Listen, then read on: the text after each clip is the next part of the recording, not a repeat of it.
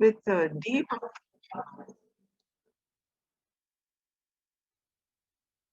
Thank you, Neeta ma'am.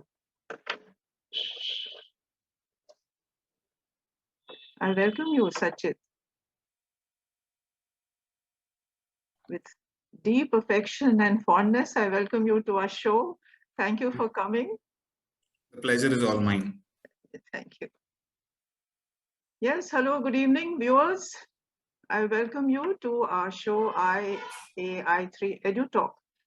And we also welcome our guest speaker for the day, Mr. Sachit Jamgaonkar. Welcome, Sachit. Thank you. Thank you very much.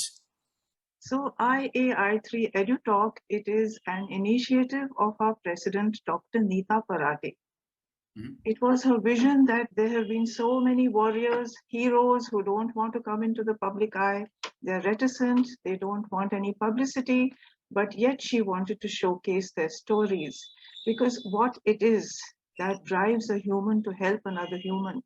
So particularly in the pandemic, there were people who came out of their comfort zones. Gurdwaras, they cooked for millions of people, they filled oxygen in cylinders, and they had vaccination drives. People sometimes worked individually or they worked in groups, and they formed committees and communities to help other people. So apart from the pandemic, there were people from the beginning of time doing things for each other. Even we as a country, we came together and we forgot our walls and boundaries and we fought the pandemic together, and we are still doing it. So showcasing stories of ordinary people, showcasing people's brilliance when they start startups, showcasing the stories of people like Mr. Sachit Jamgaonkar, who sheer brilliance, dint of merit, hard work, dedication, has reached a very high level of excellence. So it is our mission to motivate our viewers. If they want to join this community of helpers, they are most welcome to do it. A little bit about IAI3. Sure. IAI3, it stands for International Association of Industry Institute Interface. So it is actually a meeting ground of students and the corporate sector. We upskill students. So for more than 20 years, we have been running thousands of courses and we have touched the lives of millions of students. So they get acclimatized into the corporate environment. Now we provide a few services which are free of charge. We call proficient people to come and share their knowledge. We publish an e-journal, and we have started this new initiative called IAI3 EduTalk. It is basically conversations over coffee. And so, without wasting much more time, I'm going to welcome Sachit once more. So, Mr. Sachit Jamgaonkar, it is my profound honor to introduce him. He is a leading facilitator, business and life coach. He has been recognized as one of India's leading and development consultants out of the 10 most prominent leading consultants. Now, Sachit's mission is delivering legacies with a futuristic approach. Now, I think that's a fantastic mission, Sachit. And Sachit has founded a company. He's a director. It's called Scaland Consultancy Services Private Limited. Now, Sachit has trained the corporate sector, his proven track record, and his portfolio, which covers over 15 years. Learning and development in the corporate sector. For MSMEs, he has helped them to chart a success path, and individuals, professionals, leaders, business managers, and individuals. Now, he believes in implementation of learning as well as sustenance. Now, under his guidance, his company, Scaland Consultancy Services Private Limited, they run courses, corporate training, learning and development consultancy, entrepreneurial development, individual and leadership development. So Sachit, at such a young age, you have achieved so much. You're an icon, you carry people along, you inspire people, and we are going to invite you to share your story with us. Would you like to tell us what has been your journey, Sachit, personally and professionally? First of all, thank you very much, Anjali and Neeta, for this opportunity and inviting me for this talk. It's a brilliant initiative started by IAI3, which believes in sharing stories, which believes in helping people. And I'm glad that I am a part of it. I am glad that I could have this opportunity. And I think you have used a lot of kind words for me. Uh, my journey has been very simple. I belong to a very modest family. And it's been up and downs of education. It has been up and downs of experiences and life that has made me personally to what I am today. I'm a Bachelor of Arts. I carry no fancy degrees for me to enter learning and development as a phase. But I think it's very essential for us to understand that it's skill and talent. So you need to understand what you have innate, what you have inside yourself. You need to find that very crucial point of motivation, a very crucial point of a phase which tells you that this is it. This is something that you need to do for your entire life and you will not get bored with.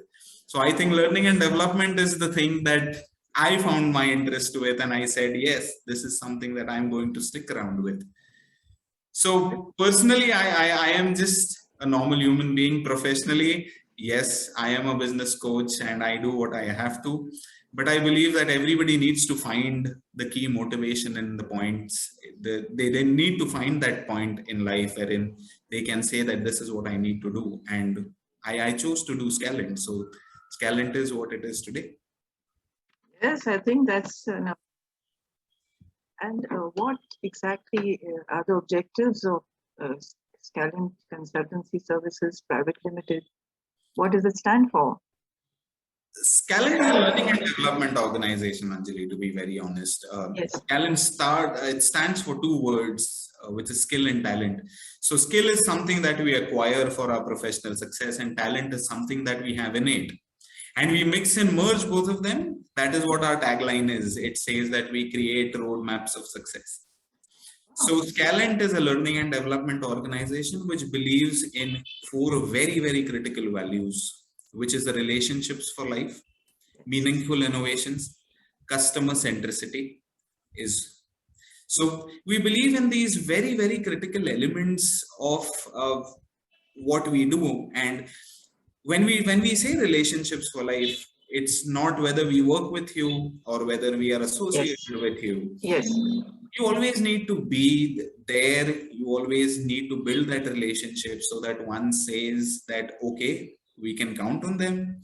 Okay, we know them. Okay, I just want to have a sip of coffee with you. So there should be no stoppage when you do that. And when you have to protect a brand, it is essential that you keep those relationships intact. And we are very, very particular about protecting our own brand. So Scalent is an organization not only delivering learning and development, but Scalent is a family that delivers experiences. And this is something that Scalent is all about. And rest all remains the same. We do customized workshops, we do entrepreneurial development, we do corporate learning and development. But yes, we do it differently and we are very proud about it. And yes, we are a global organization. We deliver across boundaries as well. We are associated with around 100 plus facilitators and around 30 executive coaches. And we have a brilliant team. We don't call it a team, it's a family. And Scalent is not only mine, it is equally a part of everybody that works with us together.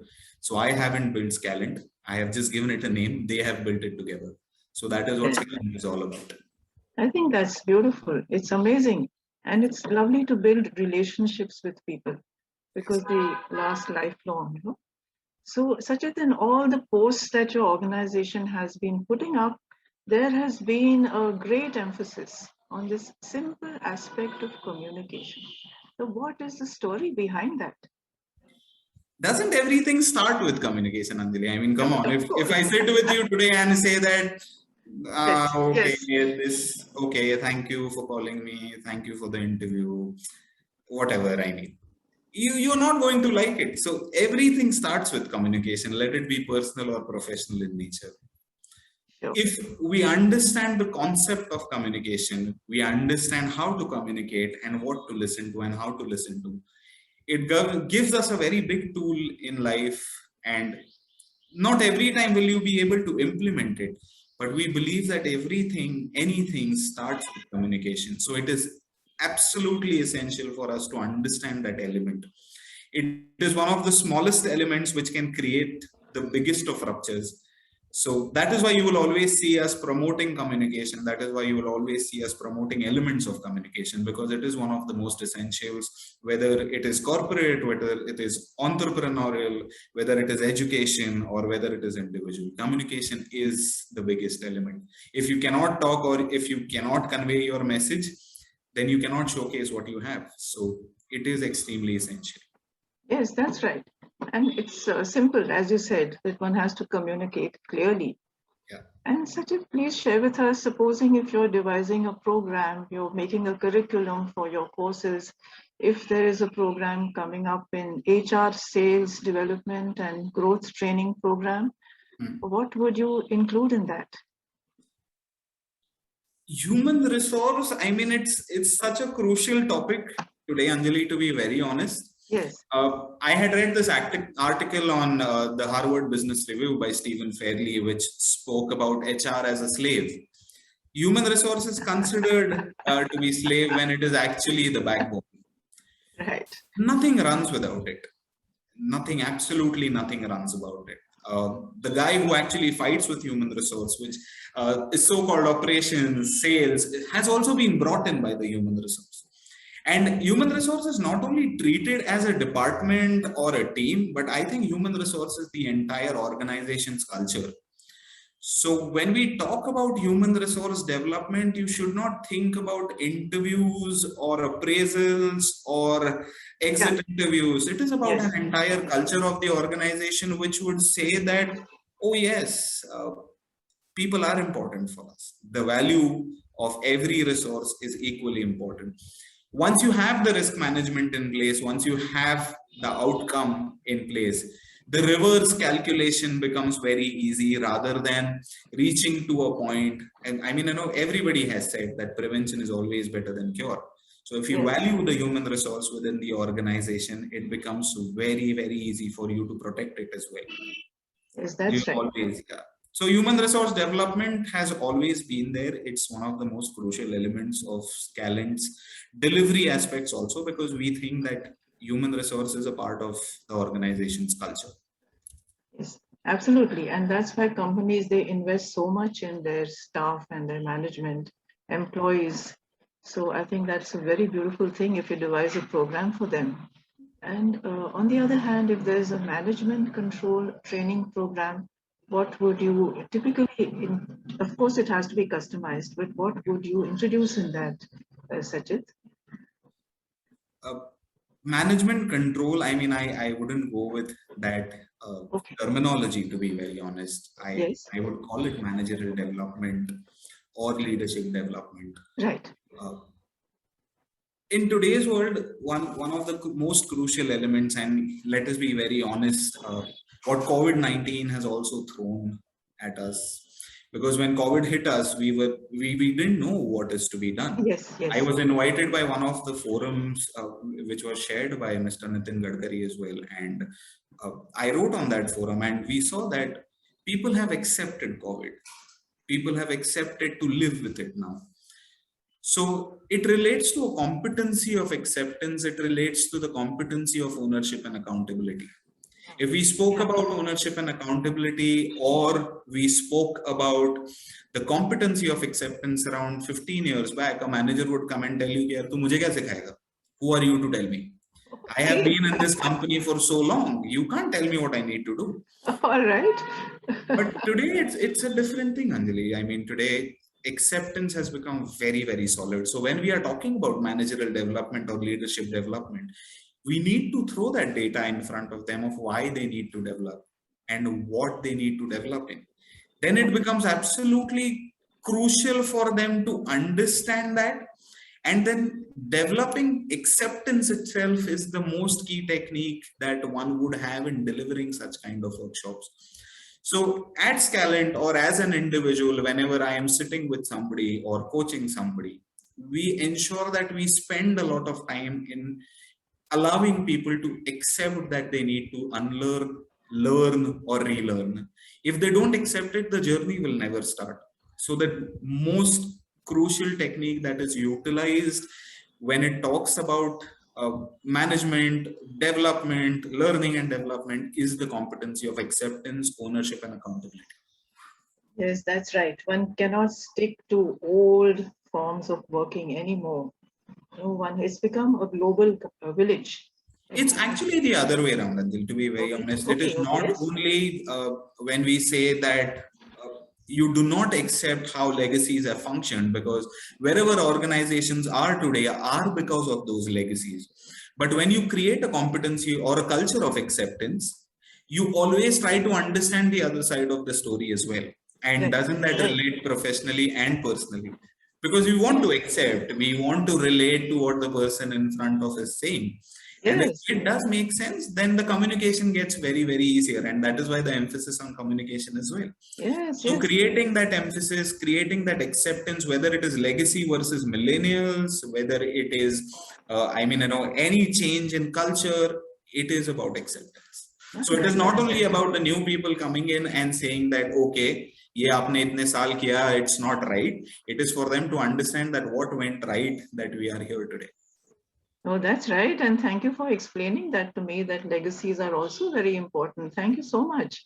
Yes. And Sajid, you have business all over the world, in different hemispheres, in different cultures, countries, and you have to train people in different time zones. So sometimes you might have a brief where you have to train people at the same time in different countries. So how, pan the globe? How do you plan some kind of training program for them? Sure. Yes, we do have customers which are global, are in different time zones and geographies. But what we really need to understand that God created the brain and the devil created choices. So when we are talking about a lot of choices in hand, it becomes very, very necessary for us to understand that how do we interact with somebody who is not very, known to us, is in different geographies or time zones. So the very important element why Scalent is known today, or Sajid as an individual is known today, is because we customize everything. We don't do anything which is off the shelf. Okay. It is essential for us to understand what our learners want and speak the language that they want. So whether it is India as a country, or whether it is USA, or whether it is Middle East, the thought processes remain the same. Maybe people might be organized or disorganized. That's a different part. But the human mentality remains the same. The level of acceptance can be created. So it is essential for us to understand what a learner wants to hear, rather than saying that, okay, I am a learning and development consultant, I have 20 things in my bag to sell you, why don't you buy all 20? Because not everybody requires the 20, maybe they want just one. So it is essential to give them only one. So that is why we have found it very easy to relate to people who have been in different geographies. And one thing that we have always done is we have accepted that we cannot do everything. So rather than saying that aim for the moon and reach the stars, we believe in aiming for the stars and reaching the stars, so that you do not get, you're satisfied that you have reached your goal. So we know that there are some things that we cannot do. You need to get some subject matter expertise, and it is essential for you to tell your client as well that, okay, let me stop here, let me get the best talent on board, so that you get a more robust delivery and then you can sustain it. So when you talk global, you need to have somebody who's global in nature. Otherwise, it doesn't happen. When you try to do everything that comes on your plate, maybe you might get an upset stomach. So we tend not to do that. And yes, that is why I think we have been very, very successful in handling clients who are in different time zones, or handling individuals who are in different time zones. So we have handled cross-functional teams who sit in Russia. Somebody is in Russia, somebody is in Germany, somebody is in the Middle East, somebody is in India, and all of a sudden they come together on a platform. So handling them online becomes more of a task than doing it face to face. Yes, exactly. Yes. If you can do something, if you can customize something and speak their language, yes, it becomes very, very easy. Oh, I think that's spectacular if you can get through to them. And I think nowadays there's a certain amount of friendship all over the world. People are open to learning, meeting, growing together. So it's become a positive trend. Yes. Right? Now, Sachit, when you say penetrating new ventures, what does it mean for the client, and how do you help clients doing that? There's so much our viewers want to know, and then I have to ask you these questions so that everybody gets the benefit of it. Well, everybody thinks they can become a Reliance just because they have money. Everybody thinks Right. that, okay, I can develop a program or I can develop a code, so I'll be Facebook. India is faced with similar kind of competencies, wherein we have a number of people who come to us saying that, sir, मेरे पास 100 crore है, मेरे को एक नया company शुरू करना है. Wow. So we 100 crores. Wow. Yeah, people have money, man. People have money in India. So yes, entering new business ventures is not something which everybody wants to do. But there are some people who come in with a lot of commercial backgrounds and want to start something new. What they do not understand are two very crucial competencies that every entrepreneur needs to have, which is risk management and understanding what is strategic cost. Okay. So when you do risk management, you are doing reverse calculations of your outcome. And you are also ready by saying that if I don't reach there, or if I do reach there with everything not in my plate, how do I react to it? Okay. And when I say risk management, or when I say strategic cost is essential for you to understand that, okay, it is a new business venture. I need to get into a new geography. I am going to face losses. Vis-a-vis an entrepreneur today saying that, "Arey, maine to wahan pe ek sales wala bitha diya. I'm paying him 1 lakh rupees. Now he should give me 1 crore." It's not going to happen. Yes, yes. So it's essential for you to understand that cost can be strategic in nature as well. It's not loss always. It is a strategic cost. So these two elements become very essential for people entering into a new business ventures. And today, when we enter a new business venture, this is something that we ask our clients all the time. I mean, every single time do I ask the client that, is that making you happy? Yes, right. Because every thought or every action that you do will either make you happy or either make you unhappy. There are only two results.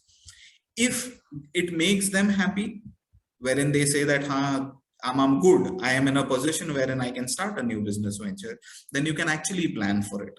But if you're starting a new business venture by saying that I need to take a loan, then I need to pay interest, फिर मुझे यहाँ थोड़ा खाना कम खाना पड़ेगा, मुझे वहाँ पर 2 कपड़े कम लेने पड़ेंगे, it's not going to make sense. So again, relating to the same point that I said, it is essential for you to accept. It is essential for you to tell the world that I'm ready for it, and then enter into it. Just don't do it because you think that you have the money to do it. You absolutely require an acceptance which says that I am imperfect. I cannot do everything. I mean, today, as a leader, as a coach, there are times when I am faced with situations wherein I might not have answers for it, but it is always good to tell your client that you do not have an answer for it, rather than saying that I can do everything and guide them in an Yes. Like with a magic wand, everything's going to work out very well. So when you pay money, people expect that you have a magic wand. Yes, exactly. So that needs to be put in the right ways. So the entire human resource development comes into play over here, because when you talk about human resource development, you need to get the right resource in play as well. So a new business venture might succeed if you have the right strategist delivering that new business venture. Right. if you have a right salesperson who can sell it for you, you are going to sell. And then comes the delivery part and the service part. So it is a loop that needs to take care of.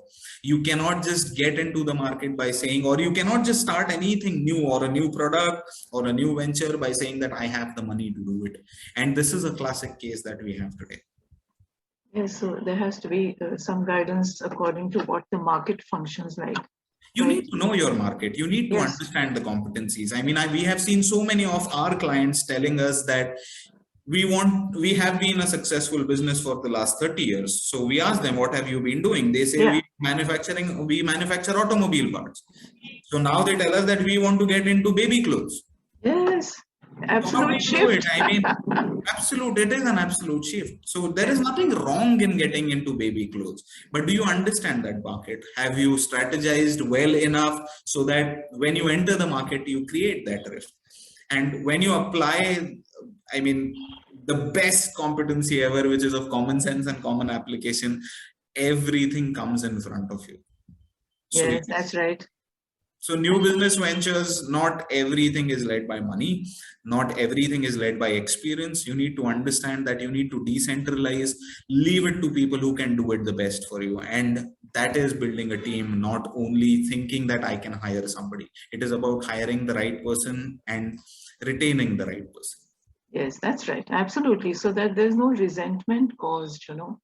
And Yes. then when we say analyzing potential prospects, Sachit, on behalf of the client to do research to help the organization, how does research help the clients? And how do you do it? You How do have you go no about it? ideas how much would research help you. I'll give you a short case study that, or rather a story that happened with us. We went to one of the biggest communication companies in the world. Wow, And amazing. all of us have a habit of analyzing a certain annual report, reading about the person that we are meeting, and Yes. then going there. When we reached to a stage of negotiation, they quoted an X amount, which was almost 70% less than what we had proposed. Wow. And I mean, it's amazing how people function. They want to cut costs and yes, please go ahead. Yeah, it happens. I mean, people cut costs for no reasons, saying that, okay, we want business. But then when we had done our research, what we saw is the spend that they had done in learning and development the last year. Yeah. So that gets mentioned in the annual report. So we put a case in front of them that, okay, this is what you invested in a behavioral aspect of your organization, and this is what you invested in the technical aspect of your organization. And Yes. even if we break it down to the per man day training, you are still quoting almost 5 times less than what you can spend. So they Okay. got back to us saying that, okay, you have done your research. So what is the best quote that you have? I was like, sir, we cannot discuss until and unless you keep an open mind. Yes. Yes. We ended up losing that order. I'm being very honest, but that is not something that we wanted to do because it was not paying us for what we could deliver and the competencies or the capabilities and expertise that we get in. Sure. But research will certainly help you that somebody is trying to take you for a ride. And research will also help you that you are not showcasing your expertise to the fullest. So please understand that if you're sitting in front of a president human resource, don't tell them what to do. It is essential that you respect that position. It is essential that you understand why these people are there. So doing that research equally helps. And more than anything, it opens the barriers of communication, because when you research, you get communication points, you get interaction points, you break ice very quickly with the person that you're talking to. So in sales, to be very honest, research and analysis play a very crucial part. Obviously, data is the base of the growth of any organization. So whatever it is, if you have the data in place, it is going to help you make those decisions very quickly. So yes, research plays a very, very crucial part for us.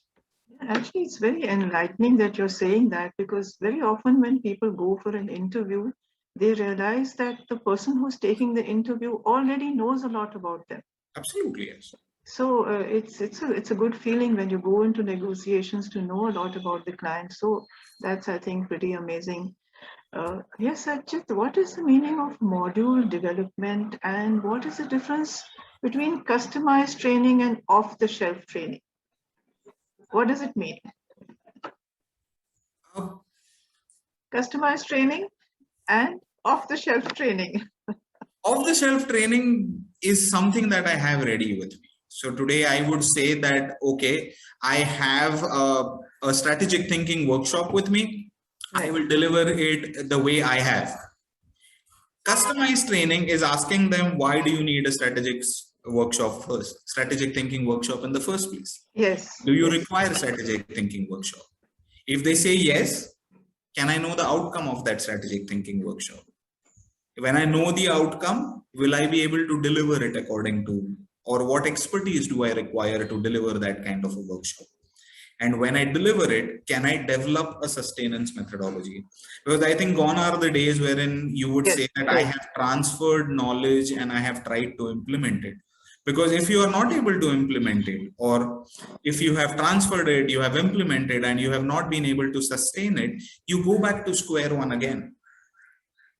So it is crucial for you to know that sustaining that knowledge that has been imparted, let it be as simple as a communication skill workshop or a listening skill workshop or a presentation skill workshop. But your customer, your client is trusting in you, paying you money to do it. So they need to get some return on investment. Sure, of course. So understanding that return on investment is what customization is, and delivering what I have just because you need it is off the shelf workshop. I'm not saying that they don't work. Some organizations do require off the shelf workshop because they want to transfer very generic knowledge. But Scalent as an organization believes that we would like to give you something new if you are trusting us with your human resource. So we customize everything. Yes. And let's say people then they tend to trust you and you build up a reputation. So I think it's absolutely needed, customized as well as off-the-shelf training. Sajid, I too did some research on your company. And so you were saying that there is a whole lot of difference between the traditional learner and the modern learner vis-a-vis the L&D concepts. So would you like to share with us some tactics for training the modern learner? Who is a modern learner? I mean, let me ask you, who's a modern? Aren't we all modern learners today? Yes, we have adapted a lot.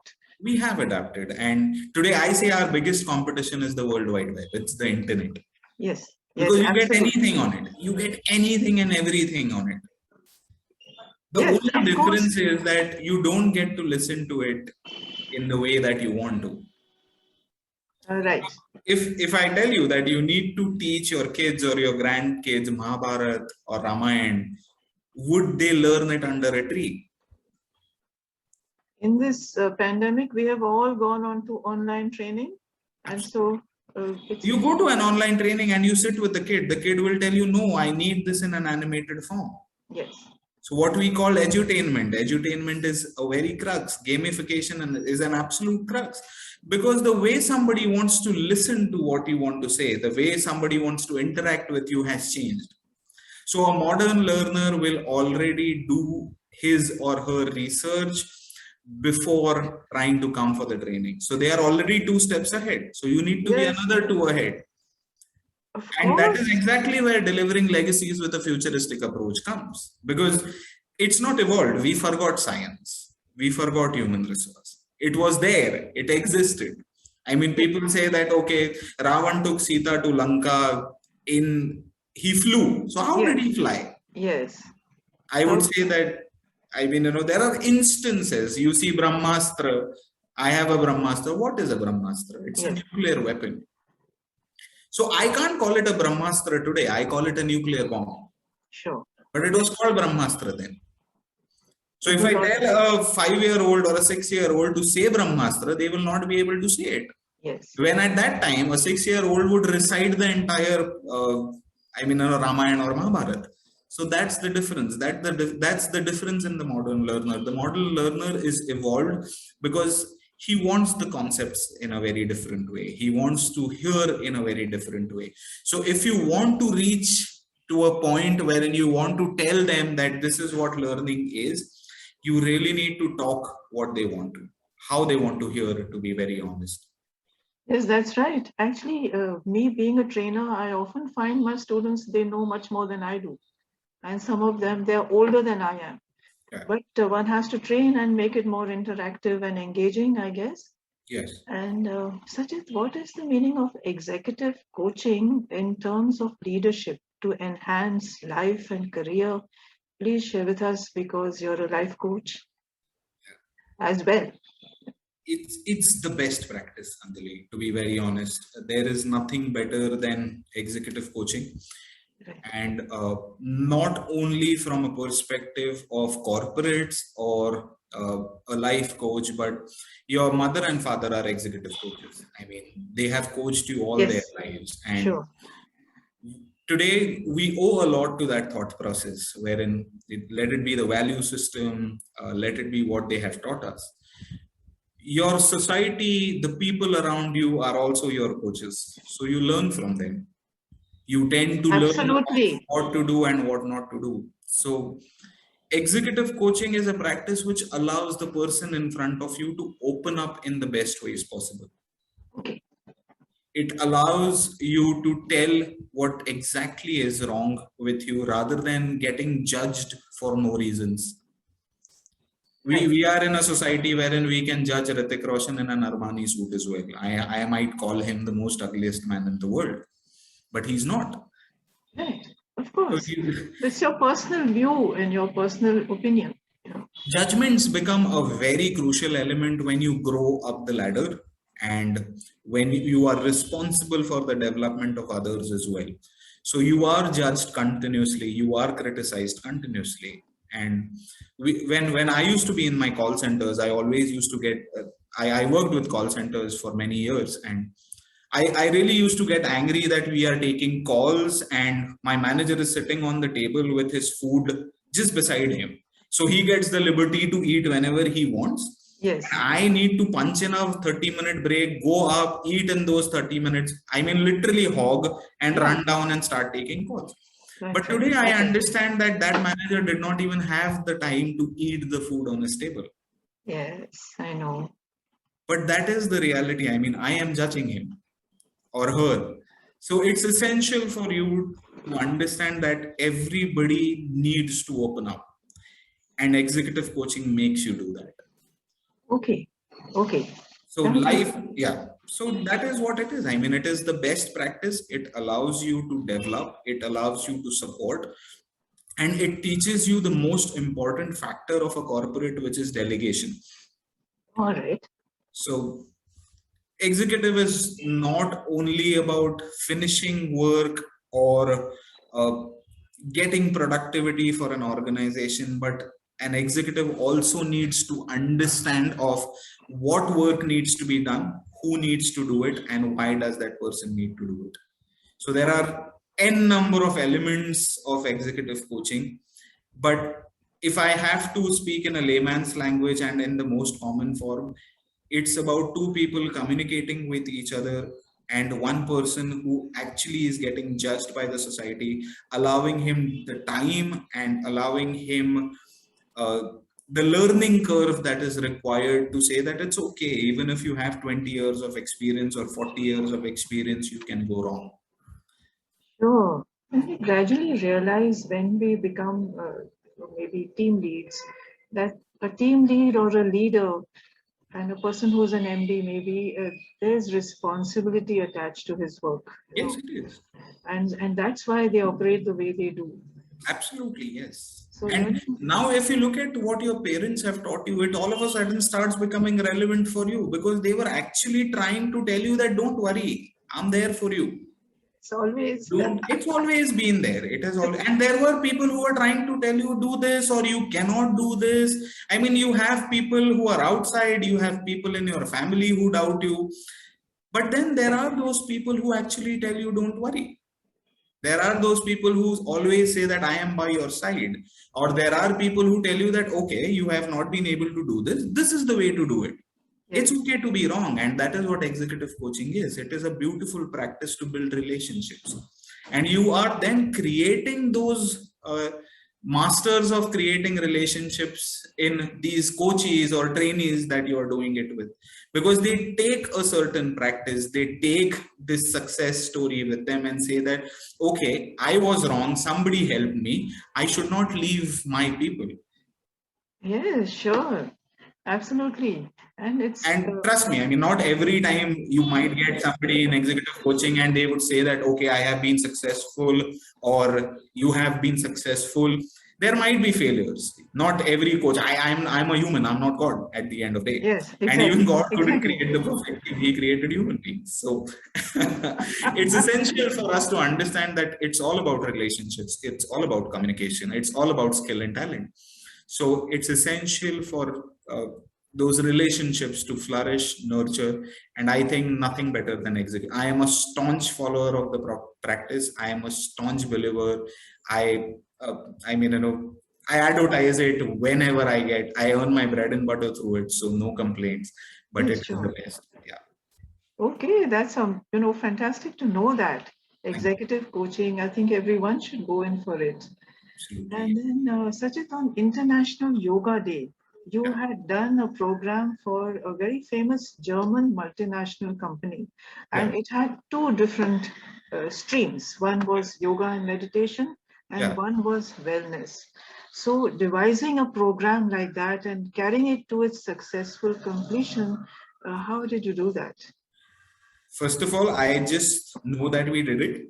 And later, I got the knowledge of how we did it. So it Right. all the credits go to my team because they completely devised that program and they completely sold that program. It's not me. I did not do it. Oh, So okay. yeah, it is the Wow. team that did it. I will tell you how we did it, to be very honest, because I certainly know that.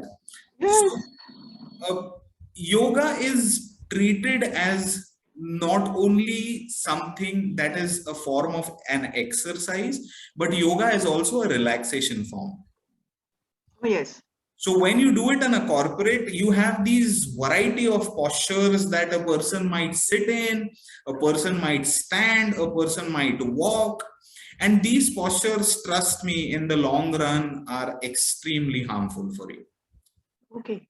So the client came to us saying that because of COVID, because of everybody being at home, not having the best of facilities, they have become rigid and the productivity is going down. So can we do something for them? And that is where Scalent reached at the right time and said that why don't we do a relaxation for you, which will be in the form of yoga. So we did that yoga exercise and then we said that, okay, you have relaxed your body. Why don't you allow us to relax your mind as well? And that is where Right. the wellness session came into play, wherein it was just about calming a person down from this intense pressure of working at home and working for somebody.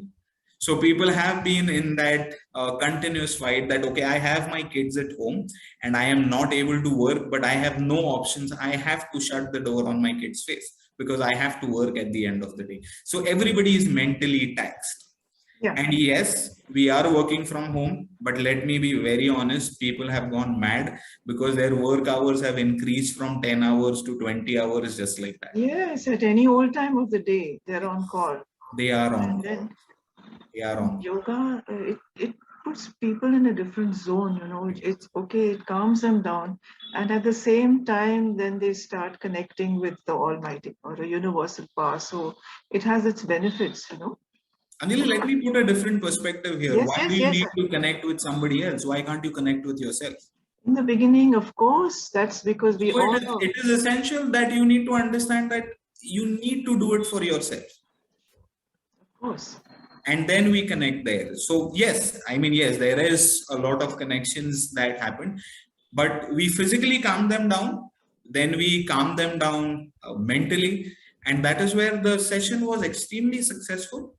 And today we have delivered n number of these sessions as an organization, and we feel very proud because this was something which was developed from scratch by my team. It was Yes. not me, and we just helped them deliver. That is it. So that is the story behind it.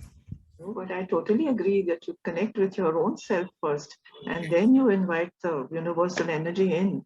So that was beautiful.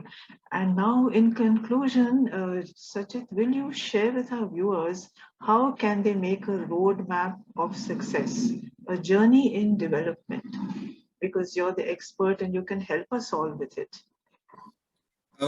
Please Actually, tell. said it a number of times, and I think I will say it again, that you need to accept first that you need to learn. So whenever we take assignments of coaching or training an individual, and people coming to us saying that, okay, this is where I am and this is how can I be successful or how can I learn? First of all, what we push them to do is, first of all, we try to check what is that they lack in. So for an example, an entrepreneur who has been doing a business for 20 years and comes to us saying that we need to grow, Right. there might be 10 things that Scalent as an organization deliver, but does that entrepreneur require those 10 things? He might just require those 2. Yes, exactly. But he will not agree because there is so much of benchmark happened outside that you need to learn strategy, you need to learn marketing, you need to learn leadership. Because you don't need to learn everything. Why are you creating pressure on yourself? Yeah. So when you make people accept that, they said that you are right. I just need that one thing that is shunning me down. And this is where people lose interest because they wait for the right thing to come. So if you say that I need 10 things, or if the consultant says that these are the 10 things that I need to deliver, I keep waiting for the thing that I actually want.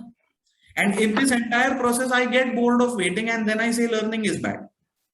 Yes, yes, it's tedious. Yeah, it's tedious because it is made tedious. So rather than doing that, I say that, okay, you know what, there are 10 elements of an entrepreneur. You don't require all, you require only 2. Let me start with 2. So I have his ear from point 1. I have his ear right away from the word go. And that is where it starts becoming a habit because they start finding relevance in everything. Right. It's very tailor-made, specific. So if you need to develop your roadmap, if you need to develop yourself, or if you want your organization to develop, if you want your personal life to be better, you need to accept it. If you cannot accept it, it's not going to happen. That's and right. We are very notorious to say no. We are known in the fraternity to say no. If you can't accept, we can't help you. Let's be honest. Don't waste your money for no reasons. If you accept it, we can do wonders together. If you can't accept it, you call anybody, call God himself. You are not going to do it because it's all here. So as I said, that God made brains and devil gave you choices. So it is the choices that are going to trouble you. So you make your choice and you come to us. That's right. Actually, yes. Maybe it's like a personality type, and some people are just stuck in a groove. They just refuse to accept any kind of influences. But this is not the time. The time has come to change oneself. Yes. But Sachit, I thank you on behalf of IAI3 for coming, and you gave us such valuable insights into learning and development. And thank you, personal growth. It was so enlightening. Thank you so much. Thanks. Pleasure is all mine. Thank you so much, Anjali. Thank you so much, Anita. And thank you for inviting me here. Thank you so much. You're most welcome. Wonderful. Yes. Congratulations, both of you. Thank you so much. Thank you. Thank you. Hope to see you again on our shows, Sachit. Likewise, I'll be very happy. Thank you very much. And all of you have a very good evening. And on behalf